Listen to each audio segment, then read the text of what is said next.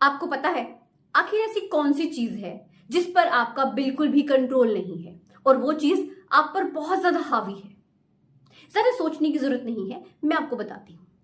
वो है आपके इमोशंस। जब आपका अपने इमोशंस पर कंट्रोल नहीं होता तो आप कुछ ऐसा कर बैठते हो जो आप शायद नहीं करना चाहते और आपको फिर करने के बाद पछतावा होता है। आज इस वीडियो में हम लोग जानेंगे कि आखिर हम अपने इमोशंस को कंट्रोल में कैसे रख सकते हैं। आपके अंदर छुपी हुई उन फीलिंग्स को जो कि अक्सर आपको कमजोर बना देती हैं, उन्हें कंट्रोल में कैसे करना है। आप लोग अक्सर ना बाहर अपने दुश्मन ढूंढते रहते हैं, मगर आपको पता ही नहीं है कि आपका सबसे बड़ा दुश्मन तो आपके अंदर ही छुपा बैठा है और वो है आपके अनकंट्रोल्ड इमोशंस। जब आपके ऊपर ये जो इमोशंस है ना हावी हो जाते हैं तो आप कुछ ऐसे फैसले ले लेते हो जो कि आपके लिए बहुत ज्यादा नुकसानदायक होते हैं। इनमें आपका जो लॉस होता है फिजिकल भी होता है, मेंटल भी होता है, फाइनेंशियल भी होता है, हर तरह का लॉस होता है। इमोशंस के बहाव में आकर कई बार आप कुछ ऐसी चीजें कर बैठते हो जिन्हें करने के बाद आपको एहसास होता है कि ये तो मैंने गलत कर दिया, मुझे ऐसा नहीं करना चाहिए था। आपके अंदर जो डर है, गुस्सा है, सेल्फ डाउट है, किसी पर डिपेंड होना है, ये सभी इमोशंस ही तो हैं और अक्सर ये सभी इमोशंस हम पर हावी हो जाते हैं। अगर आपको वो तरीका पता चल जाए जिससे कि हम अपने इन इमोशंस को काबू में करना सीख जाएं तो कितना बढ़िया हो जाए ना, मजा आ जाएगा फिर तो। क्योंकि ये जो इमोशंस होते हैं ना, जैसे कि ज्यादा गुस्सा करना, ज्यादा डरना, ये आपको बर्बाद कर सकते हैं, लोगों की नजरों में गिरा सकते हैं। तो आइए जानते हैं कि इन इमोशंस को आखिर हमने काबू में कैसे करना है। इमोशंस क्या है? इमोशंस वो फीलिंग्स हैं जो आपको इंसान बनाती हैं। मतलब ये जो इमोशंस है ना, हम सभी के अंदर है। जब आपको डर लगता है तो आप किसी भी काम को करने से पीछे हट जाते हो, आप उसे कर ही नहीं पाते हो।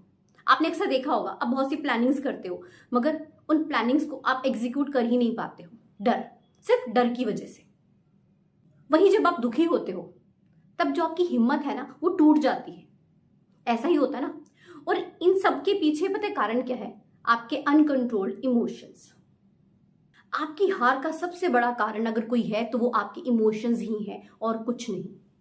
आपको इन इमोशंस में बहना नहीं है, आपको इमोशनल फूल नहीं बनना है। आपको सीखना है इमोशंस को कंट्रोल में करना। जब दूसरे लोगों को पता चलता है ना कि आप इमोशनली वीक हैं तो वो आपकी इस कमजोरी का पूरा फायदा उठाते हैं। वो आपको अपने फायदे के लिए इस्तेमाल करते हैं। याद रखिएगा, जब भी आपके ऊपर कोई इमोशन हावी हो, जैसे कि मान लीजिए आपको तेज गुस्सा आया, उस समय पर आपको क्या करना है? आपको 5 सेकंड के लिए, सिर्फ 5 सेकंड के लिए रुकना है और सोचना है। ध्यान से सुनिए, जो मैं करने जा रहा हूं क्या वाकई मैं उसको करना चाहता हूं या फिर मुझसे करवाया जा रहा है? कहीं ये आपके अंदर छुपा हुआ अनकंट्रोल्ड इमोशन तो नहीं है जो आपको नुकसान पहुंचाना चाहता है? आपने सिर्फ इतना ही सोचना है, आप अपने आप ही खुद को संभालना सीख जाएंगे।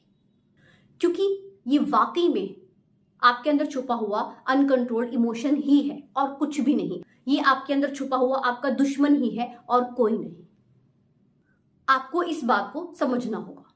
आपको जिंदगी में कभी भी कोई डिसीजन लेना है तो उस समय पर आपको इन इमोशंस में नहीं आना कि अगर मैंने ये फैसला लिया तो कोई नाराज ना हो जाए, कहीं किसी को बुरा ना लग जाए, कहीं मेरा किसी के साथ रिश्ता ना खराब हो जाए, कोई मुझसे बात करना बंद ना कर दे। आपको अपने इमोशंस की चाबी को अपने हाथ में रखना है, इसे गलती से भी दूसरों के हाथ में नहीं देना, नहीं तो वो आपको एक खिलौने की तरह यूज करेंगे। सिर्फ आपको इतना सा करना है कि आपको अपने इमोशंस को काबू में करना है, आपके इमोशंस आपको काबू ना करें। आपको देखना होगा कि आखिर कौन से ऐसे इमोशंस हैं जो बार बार आपको ट्रिगर करते हैं। आपको नोटिस करना होगा, ये काम आपको खुद से करना ही होगा और फिर आपको उन इमोशंस पर काम करना है, उन पर काबू पाना सीखना है। दूसरा काम आपको क्या करना है? आपके आसपास के जो लोग हैं, आपके आसपास का जो माहौल है वो नेगेटिव तो नहीं है, ये भी देखना बहुत जरूरी है। अगर ऐसा कुछ है तो खुद को उन लोगों से, उस माहौल से दूर कर लीजिए। क्योंकि ये जो नेगेटिव लोग होते हैं ना और जो नेगेटिव माहौल होता है, ये कहीं ना कहीं आपको खुद को नेगेटिव बना देता है। और जब एक इंसान नेगेटिव होता है ना तो उसका अपने इमोशंस पर बिल्कुल भी काबू नहीं होता। तो सबसे पहला काम आपको यही करना है कि खुद को पॉजिटिव बनाना है।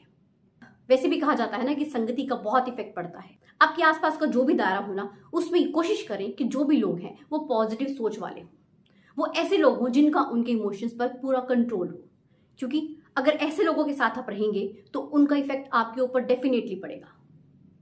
मैं आपको ये नहीं कह रही हूं कि आप इमोशंस को बिल्कुल ही छोड़ दीजिए, आप इमोशंस को फील कीजिए। मतलब आपको इमोशंस में ना डूबना नहीं है, आपको तैरना है। अब तैरना कैसे है ये तो आपको खुद ही सीखना पड़ेगा ना, तभी तो आप अच्छे तैराक बन पाएंगे। यहां पर अच्छे तैराक बनने का मतलब है कि आपको अपने इमोशंस को काबू में करना सीखना है। तो आगे से जब भी आपको गुस्सा आए या फिर बहुत ज्यादा डर लगे तो उस समय पर क्या करना है, 5 सेकंड के लिए रुकना है और सोचना है कि आप ये करना चाहते हैं, कहीं ये आपका दुश्मन तो आपसे नहीं करवा रहा। और कोशिश क्या करनी है कि अपने आसपास के जितने भी लोग हैं वो पॉजिटिव थिंकिंग वाले हों। वीडियो अच्छी लगी हो तो इसे लाइक एंड शेयर जरूर करें, एंड चैनल पर नए हैं तो सब्सक्राइब जरूर कीजिएगा। मिलते हैं ऐसे एक नई मोटिवेशन वीडियो के साथ। धन्यवाद।